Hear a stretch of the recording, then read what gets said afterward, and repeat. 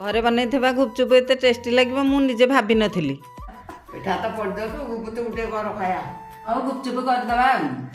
ପିଠା ତ ପୋଡ଼ିଗଲା ଆଉ କ'ଣ କରିବା, ଗୁପଚୁପ କରିଦବା। ତୁ କହିଲା ଗୁପଚୁପ ଖାଇବାକୁ, ମୁଁ କହିଲି ତୁ ଯେ ଗୁପଚୁପ ଖାଇବୁ ଯା ଦୋକାନରୁ ସଉଦା ଧରିକି ଆସିବୁ। ଦୋକାନରୁ ସଉଦା ଆଣିଲା ପରେ ଆଳୁ କାଟିକି ସିଝା ବସେଇ ଦେଲି ପ୍ରେସରରେ। ଅଟା ସୁଜିକୁ ଚକଟିକି ଗୁଳା କରିକି ତାକୁ କପଡ଼ାରେ ଘୋଡ଼େଇକି ରଖିଦେଇଥିଲି। ଏବେ ବେଲିବାରେ ଲାଗିଗଲି। ବେଲା ସରିଲା ପରେ ତେଲ ଗରମ ହେଇଯାଇଥିଲା, ତାପରେ ଗୋଟି ଗୋଟି କରିକି ପକେଇଲି। ଗୁପଚୁପ ତ ରେଡ଼ି ହେଇଯାଇଛି। ଆଳୁରେ ପକେଇବା ପାଇଁ ଜିରା ମରିଚ ଭାଜିଲି। ପାଣି ପାଇଁ ପୁଦିନା ଧନିଆ ଲଙ୍କା ଗ୍ରାଇଣ୍ଡିଙ୍ଗ କରିକି ରଖିଦେଲି। ଆଳୁରେ ଧନିଆ ପିଆଜ କଞ୍ଚା ଲଙ୍କା ଆଉ ଜିରା ଗୁଣ୍ଡ ସବୁ ପଡ଼ିକି ଚକଟା ଚକଟି କରିକି ରଖିଦେଲି। ବୁଲକୁ ତ ଭିଜେଇକି ରଖିଦେଲି, ତାକୁ ଚକଟା ଚକଟି କରିକି ତାପରେ ଥଣ୍ଡା ପାଣି ଟିକେ ଢାଳିଲି। ଟିକେ ରଖିଥିବା ପୁଦିନା ଜିରା ଆଉ ଜଲଜିରା ସବୁ ପକେଇଦେଲି। ତା ଟିକେ ଚିନି ତାପରେ ଲୁଣ କଟା ପିଆଜ ଧନିଆ ପତ୍ର ପକେଇକି ରେଡ଼ି କରିଦେଲି। ମୁଁ ତ ଆମ୍ବୁଲରେ କଲି, ଆପଣମାନଙ୍କ ପାଖରେ ତେନ୍ତୁଳି ଥିଲେ ତେନ୍ତୁଳିରେ କରିବେ ଆହୁରି ଭଲ ଲାଗିବ। ଚୁପ ରେଡ଼ି ହେଇଗଲା ପରେ ମୋ ବୋଉ ଆଗେ ଟେଷ୍ଟ କଲା, ବହୁତ ବଢ଼ିଆ ହେଇଥିଲା କହିଲା। ବୋଉ ଖାଇଲା ପରେ ତାପରେ ମୁଁ ଖାଇବାରେ ଲାଗିଗଲି। ଜିରୋ ଗୁପଚୁପ ଭିଡ଼ିଓଟା ଭଲ ଲାଗିଥିଲେ ଲାଇକ୍ ସେୟାର ସବସ୍କ୍ରାଇବ କରିବେ। ରହୁଛି ଜୟ ଜଗନ୍ନାଥ।